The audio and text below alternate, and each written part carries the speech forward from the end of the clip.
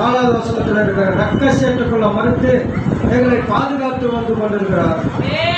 அதுக்காக என் பேரக்குள்ள ஹாஸ்பிட்டல் இருக்கும்போது நான் ஒரு வார்த்தை சொன்னேன், ஏசப்பா நான் ஒருவேளை மறந்திருந்தேனா, நீ மறவாத தெய்வம் ஆண்டவரே, நீ ரத்தப்பட்டுகளை மறுத்து என் பிள்ளையை நீ பாதுகாத்து கொண்டு வருகிறார் ஆண்டவரே, நான் குடும்பத்தோட ஒரு சாட்சி உள்ள பிள்ளைகளா நான் சபையில நிற்பாண்டவரை சொல்லும் போது என் மருமக்களுக்கு அந்த ஹாஸ்பிட்டலில் பேக் ஹாஸ்பிட்டலில் ஜெபம் பண்றேன்.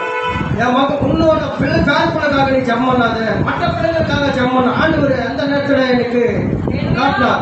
அந்த நேரத்திலையும் எல்லா பிள்ளைகளுக்காக ஜெபம் பண்ணும்போது, ஏசப்பா நான் செவ்வாய்க்கிழமை வீட்டுக்கு போனோம், ஞாயிற்றுக்கிழமை அவனோட ஆழத்தில் ஒரு தூணையாக ஸ்தம்பமாக நிறுத்திக்கொள்ளணும் ஆண்டவரை என்று சொன்னதுனால ஆண்டவர் எங்களுக்கு இந்த குழந்தைக்கு சுகமத்தை கொடுத்தா தேவனுக்கு போடாத படி ஸ்தோத்திரம்.